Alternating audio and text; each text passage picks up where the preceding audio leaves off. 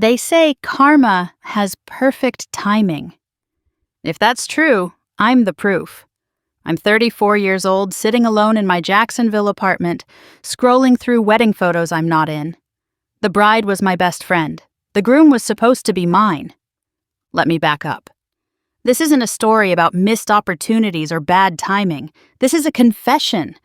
This is the story of how I played chess with my best friend's heart, planning every move, only to find myself in checkmate when the truth finally came out.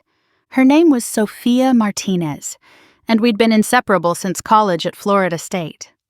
She was everything I wasn't, naturally beautiful without trying, effortlessly charming, the kind of person who lit up every room she walked into.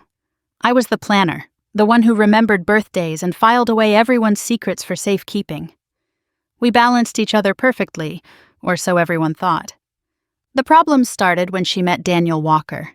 It was a Thursday night at a rooftop bar in Tampa, one of those perfect Florida evenings where the humidity finally breaks and you can actually enjoy being outside. Our friend group had gathered to celebrate someone's promotion. I can't even remember whose anymore. What I remember is watching Daniel walk in and knowing, with absolute certainty, that I wanted him. He was tall, maybe 6'2", with dark hair that curled slightly at the collar, and eyes the color of whiskey. But it wasn't just his looks. There was something about the way he carried himself, confident but not arrogant, quick to laugh but clearly intelligent. He worked in commercial real estate, had just moved from Atlanta, didn't know anyone in Tampa yet. I saw him first. I was actually walking over to introduce myself when Sophia intercepted him. "You look lost," she said with that megawatt smile of hers. "First time here?" And just like that, I became invisible. I watched them talk, watched him lean in to hear her better over the music, watched her throw her head back and laugh at something he said. Within 20 minutes, they'd forgotten anyone else existed. "Aren't they cute together?" our friend Melissa commented, following my gaze. "It's like watching a rom-com in real life." I forced a smile. Adorable. They exchanged numbers that night, had their first date that weekend. Within a month, they were official. Within 3 months, she was using words like soulmate and the one. And through it all, I was the supportive best friend, helping her pick outfits for dates, analyzing his texts, celebrating every milestone. Nobody knew I went home after those conversations and screamed into my pillow. Nobody knew I dreamed about him, woke up tangled in a mess of guilt, anger, and the desperate sense that the world was rigged against me. Nobody knew I was already planning. The first seed I planted was small, almost accidental. Sophia had been gushing about how Daniel surprised her with flowers at work, and I said, "That's sweet." My ex used to do that all the time when he felt guilty about something. She paused mid-story. "What do you mean?" "Oh, nothing. I'm sure Daniel's different. Forget I said anything." But she didn't forget. I saw it in the way her eyes narrowed slightly the next time he brought flowers. Mission accomplished. Over the next few months, I became a master of subtle sabotage. When Daniel had to work late, I'd casually mention how my co-worker's boyfriend used "working late" as a cover for his gambling addiction. When he went on a guy's trip to Vegas, I'd share articles about infidelity statistics in Sin City. Can you believe these numbers? Crazy, right? The genius was in the timing and the delivery. Never too obvious, never too often. Just enough to plant doubt without seeming like I was trying to. "You're so lucky to have found someone so perfect," I'd say, then add with a little laugh, "Though I guess we never really know anyone completely, do we?" I studied their relationship like a scientist, observing every interaction, looking for fractures, for the slightest weak point I could leverage. Daniel was naturally friendly, especially with waitresses and bartenders. Years in sales had made him that way. Sophia had never been jealous before, but I worked on that. "He's such a flirt," I observed one night after dinner, watching him chat with our server. "But I'm sure he doesn't realize he's doing it." "He's not flirting," Sophia said, but I saw her watching him more carefully after that. Then there was the matter of his female coworker, Ashley. She was married with 2 kids, completely professional, but her name came up occasionally in conversations. I pounced on that opportunity. "Ashley called while you were in the bathroom," I told Sophia one evening when Daniel had stepped away from the table. His phone had indeed rung, though I had no idea who it was. "He has her saved with a heart emoji. Weird, right?" There was no heart emoji. But Sophia didn't know that, and by the time Daniel returned, she was quiet and withdrawn. They had their first real fight that night. I became her primary confidant, as small tensions grew into bigger issues. Every time she vented to me, I validated her feelings while subtly amplifying them. "You're right to be concerned," I'd say. "Trust is everything in a relationship." "I hate that you're going through this," I'd comfort her. "You deserve someone who makes you feel secure." Meanwhile, I made sure to position myself strategically in Daniel's life too. I was always around, the third wheel who didn't feel like a third wheel. I learned his interests, laughed at his jokes, remembered details about his work projects that even Sophia forgot. "Your best friend is amazing," Daniel told Sophia once right in front of me. "You're lucky to have her." If only he knew. The breakthrough came 8 months into their relationship. Sophia had been increasingly paranoid about Ashley, thanks to my careful cultivation. She did something she'd never done before. She went through Daniel's phone while he was in the shower. She found nothing incriminating because there was nothing to find. But she found something else. A jewelry website in his browser history. Engagement rings. She called me in tears, but they were happy tears this time. "He's going to propose, Rachel. He's been looking at rings." My stomach dropped. This wasn't part of the plan. They were supposed to implode, not get engaged. I had to accelerate things. "That's wonderful," I said, mind racing. "Though, are you sure you're ready?" "I mean, you were just telling me last week how you weren't sure you could trust him." "That was just me being silly," she said. "You know how I overthink things." "Do I?" "Because your instincts are usually pretty good, sophomore. Remember how you knew something was off with your ex before you found out about the cheating?" I could hear her happiness deflating over the phone. "You think something's off with Daniel?" "I didn't say that. I just want you to be sure. Marriage is forever, you know." The doubt was back in her voice. "Yeah, you're right. I should be sure." Over the next few weeks, I escalated my campaign. I created a fake Instagram account and had it like all of Daniel's photos, especially the ones with Ashley and group shots from work events. I made sure Sophia noticed. "Who's a Tampa Bay girl 23? She asked one day, scrolling through his followers. "No idea," I said, looking over her shoulder. "Weird that she's liked literally every photo, though. And look, she follows Ashley, too." I watched Sophia's face darken. "That is weird." The fake account started commenting. Nothing inappropriate, just flirty enough to lodge under the skin. "Great smile," on a professional headshot. "Lucky lady," on a photo of him and Sophia with a winking emoji. I always timed the comments for when I knew Sophia would see the notifications pop up on his phone. Things deteriorated quickly after that. Sophia became suspicious of everything. She questioned every late night, every text message, every female interaction. Daniel, who had done nothing wrong, grew frustrated with the constant accusations. "I don't understand what's happening," he confided in me one night when I'd joined them for dinner and Sophia had stormed off after another fight. "It's like she's become a different person." She was never like this before. I reached across the table and touched his hand sympathetically. "She's going through a tough time at work. Plus, her ex really did a number on her trust issues. Just be patient with her." He looked at me gratefully. "You're a good friend, Rachel. To both of us." The final phase of my plan required precision. I knew Daniel was planning to propose on their 1-year anniversary, which was 3 weeks away. I had to break them up before that happened. I started texting Daniel more frequently. Innocent stuff, memes, article links, casual check-ins. I made sure to sometimes text late at night, knowing Sophia would notice. "Why is Rachel texting you at 11 p.m.?" she asked him one night. "She sent a funny video about dogs," he said, confused by her tone. "Why? Is that a problem?" "It's just weird," Sophia muttered. "She's my friend, not yours." "I thought she was our friend," Daniel said. "What's going on with you lately?" "You're jealous of everyone. Ashley, random Instagram accounts, now Rachel." "Oh, so now I'm crazy," Sophia shot back. "Maybe I have reasons to be suspicious. Maybe my best friend sees things you don't want me to see." I'll never forget the look on Daniel's face when she said that. It was like a switch flipped behind his eyes. He turned to look at me differently, and I had to fight to keep my expression neutral, concerned.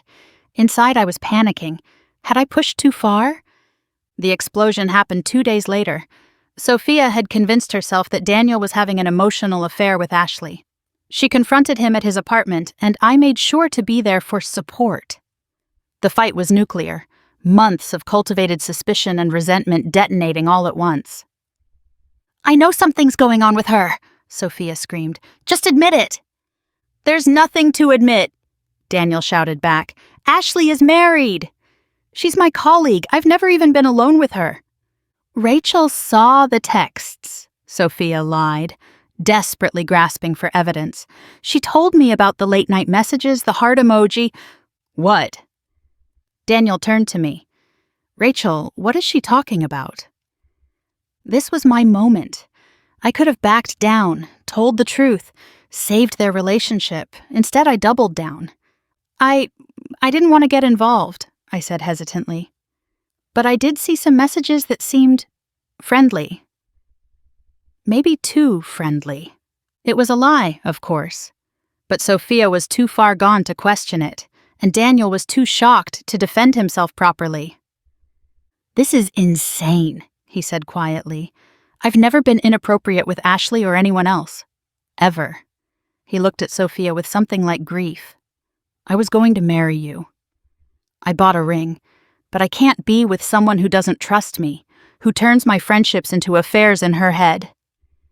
He asked us both to leave. Sophia was sobbing, begging, but he was done. Years later, I can still see his face as he closed the door. Disappointed, hurt, confused by how everything had fallen apart so quickly. Sophia was devastated. She spent the next 2 weeks in bed, calling in sick to work, barely eating, and I was there for every minute of it, bringing her ice cream, holding her while she cried, telling her she was better off without him. "He never deserved you," I said, stroking her hair. "Anyone who could give up on you that easily wasn't worth keeping." A month passed, then 2. Sophia slowly started healing, going out again, smiling occasionally. She even went on a few dates, though nothing serious. And through it all, I waited. I accidentally ran into Daniel at a coffee shop in Hyde Park, 3 months after the breakup. He looked tired, thinner, but still gorgeous. "Rachel," he said, clearly surprised. "How are you?" How's Sophia?" "She's doing better," I said carefully. "Dating again, actually." "How are you?" Something flickered across his face. "Good. Fine. Well, not fine, but, you know." We sat down for coffee. I was sympathetic, understanding. I let him vent about how confused he still was, how he'd never understood what went wrong. I nodded in all the right places, made all the right sounds. "I miss her," he admitted, "but I can't be with someone who doesn't trust me." The accusations, the paranoia, it was exhausting. "I understand," I said. "For what it's worth, I think she knows she messed up. The whole Ashley thing. She realizes now she overreacted." "It wasn't just Ashley, though," he said. "It was everything. Every woman I talked to became a threat. Even you. At the end there, she was getting weird about our friendship, too." "Really?" I acted surprised. "That's so silly. We barely talked except when the 3 of us were together." "I know, right?" It made no sense. He shook his head. "I loved her, Rachel. I really did. But love isn't enough if there's no trust." We exchanged numbers before parting. "Just as friends," I assured him. "I know this is complicated given everything, but I had no intention of being just friends." Over the next few weeks, we texted occasionally. Casual stuff. Nothing that crossed any lines. I was careful to mention Sophia often, to seem like I was still firmly on her side while subtly indicating that she'd moved on. "Sophia's got another date tonight," I'd text. "Some lawyer from her gym, fingers crossed." I could practically feel his discomfort through the phone. Good. We met for coffee a few more times, then drinks once. Always in public, always as friends. I was patient, playing the long game. I let him talk about Sophia, about the relationship, about what went wrong. I planted new seeds, different ones this time. "She mentioned once that she wasn't sure about marriage," I lied one evening over wine. "Said she felt pressured by everyone settling down around us. Maybe the ring search spooked her, made her sabotage things unconsciously?" Daniel considered this. "She never told me that." "She probably didn't want to hurt you. Sophia hates confrontation, you know that." I watched him process this new information, saw it reshaping his understanding of what had happened. Perfect. 2 months into our friendship, things shifted. We were at a wine bar in Ybor City, and Daniel had just finished telling a funny story about a disastrous client meeting. I was laughing, genuinely. He'd always been able to make me laugh. When I opened my eyes, he was looking at me differently. "You know," he said slowly, "I always thought you were... I always enjoyed talking to you, even when I was with Sophia. Is that terrible?" My heart raced. "Not terrible. Natural. We got along well." "Yeah, but it was more than that." He looked into his wine glass.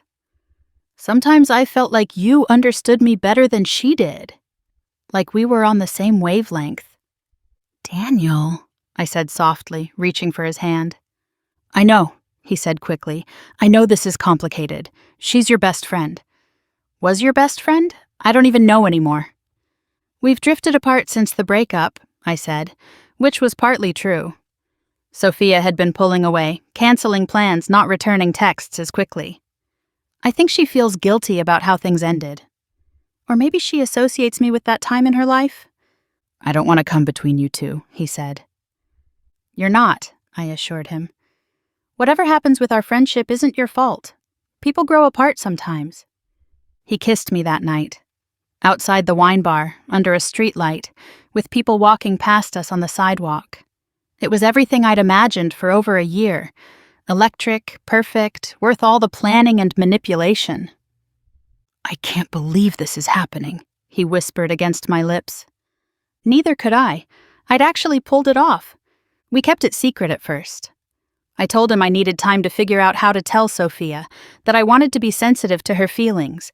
Really, I was just savoring the victory. I had what I'd wanted. Daniel was mine. For 3 weeks, I lived a double life. I'd text Sophia occasionally, keeping up the facade of friendship, while secretly dating the man she still loved. The guilt was there, buried deep, but the thrill of winning overshadowed it. Everything unraveled on a random Tuesday afternoon. I was at Daniel's apartment, cooking dinner while he finished up some work calls. His laptop was open on the counter, and a Facebook message popped up. From Sophia. My blood went cold. The message preview showed just the start. "Daniel, I know this is out of the blue." I clicked on it before I could stop myself. The full message was a novel, a detailed indictment of my campaign. Sophia had been putting the pieces together, comments I'd made that didn't align, stories that contradicted each other, times I'd claimed to see or hear things she couldn't verify. She'd even figured out that the Instagram account was fake, had traced it back to an IP address at a coffee shop I frequented. "I don't know why she would do this," the message continued, "but I think Rachel deliberately tried to break us up. The Ashley stuff, the paranoia, even some of the fights. Looking back, they all started with something Rachel said or did. I'm not trying to get back together. I know too much has happened. But you deserve to know the truth." I heard Daniel's footsteps coming down the hall and quickly closed the message, but it was too late. He'd seen me at his computer. "What are you doing?" he asked, more curious than suspicious. "Your laptop dinged," I said, voice remarkably steady. "I thought it might be important." He looked at the screen, saw the Facebook message from Sophia. His face changed as he read it. Confusion, then understanding, then something that looked like horror. "Is this true?" he asked quietly, still staring at the screen. "Is what true?" I didn't read her message. It's none of my business. He turned the laptop toward me. "Read it." "Daniel, I don't think—" "Read it, Rachel." I pretended to read it for the first time, let fake shock cross my face. "This is crazy." She's obviously still heard about the breakup. Why would I deliberately sabotage my best friend's relationship? He studied me for a long moment. "The Instagram account, at TAMPABAYGIRL23. That was you?" "What? Number? Why would I—" "Because you wanted me." His voice was flat, emotionless. "You wanted me from the beginning. From that first night at the rooftop bar." "That's ridiculous." "Is it?" Because suddenly a lot of things make sense. The way you were always around, the way you always had something negative to say about our relationship, but subtle, careful. The way Sophia's paranoia always seemed to spike after she talked to you. "You're being paranoid now," I said, but my voice shook. "Am I?" He pulled up the Instagram account on his phone. This account was created 2 weeks before it started interacting with my posts. It only follows 12 people, me, Ashley, and 10 random Tampa businesses to make it look real. It has no real photos, just stock images from Pinterest. Want to know how I know that? Because I reverse searched them just now. My mouth went dry. I hadn't expected him to dig that deep. "Sophia figured it out," he continued. "She went back through your texts, your conversations, found all the inconsistencies. Like when you told her Ashley called and her name had a heart emoji. She checked her phone records. Ashley never called that night. You lied." "I must have been mistaken." "Stop." He held up a hand. "Just stop." "I need you to leave." "Daniel, please." "Let me explain." "Explain what?" "How you manipulated your best friend. How you destroyed our relationship. How you've been lying to me for months." He laughed bitterly. "God, I'm such an idiot. Sophia wasn't paranoid. She was being poisoned. By you. I tried everything. Tears, apologies, justifications. Nothing worked. He practically pushed me out the door, told me never to contact him again." The story spread like wildfire through our social circle. Sophia had receipts, screenshots, timelines, evidence of my lies. Everyone who'd watched their relationship crumble with sympathy now looked at me with disgust. I was the villain in everyone's story. I lost everything. My entire friend group cut me off. My reputation in Tampa was destroyed. It's a big city, but the young professional world is surprisingly small. Even my job became uncomfortable when coworkers heard what I'd done. Daniel and Sophia never got back together. Too much damage had been done. Trust too thoroughly shattered. She moved to Orlando for a fresh start. He stayed in Tampa but disappeared from all the places we used to go. I heard through mutual acquaintances that they both started therapy, that they both had trust issues now, struggled with new relationships, that I'd left scars on both of them that might never fully heal. But the universe wasn't done with me yet. 2 years later, I saw the engagement announcement on Instagram. Sophia had met someone new, a pediatrician named James. The photos showed her beaming, radiant in a way she'd never been with Daniel. A way she'd never been when I was in her life, I realized. 6 months after that came Daniel's announcement. He'd met a girl at a conference in San Diego, had moved there to be with her. They looked perfect together, his arm around her on some California beach, both of them glowing with the kind of happiness I'd tried to steal. And then, just last month, the final twist of the knife. Sophia's wedding photos flooded my Instagram feed. I still followed people who followed her. It was a beach wedding in Clearwater, intimate and gorgeous.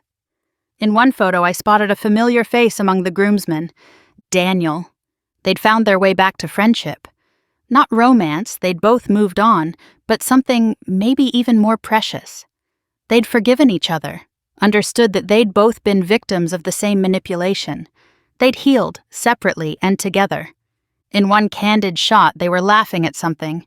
Sophia in her wedding dress and Daniel in his groomsman's suit, their respective partners beside them. 4 people who'd found happiness, who'd moved past the wreckage I'd created. And where was I? Alone in Jacksonville, starting over again in a city where nobody knew my story. Working a job I felt nothing for. Going on empty dates with men who sensed something broken in me and never called again. My therapist says I struggle with envy, with entitlement, with manipulation. She uses words like narcissistic tendencies and emotional dysregulation. We work on empathy, on understanding the pain I caused, on figuring out why I felt I deserved something that belonged to someone else. But knowing why doesn't undo what I did. Understanding my issues doesn't give Sophia back the year she spent doubting her instincts, doesn't give Daniel back his faith in love, doesn't erase the months of careful cruelty I disguised as friendship. I think about reaching out sometimes, writing letters of apology that might actually be sincere this time. But I know I've forfeited that right. My absence from their lives is the only gift I can give them now. So I sit in my Jacksonville apartment, scrolling through wedding photos I'm not in, living with the knowledge that I orchestrated my own ending. I wanted Daniel so badly that I was willing to destroy everything to get him. And in the end, that desperate want destroyed me instead. They say karma has perfect timing. They're right. I just forgot I wasn't the one writing the schedule.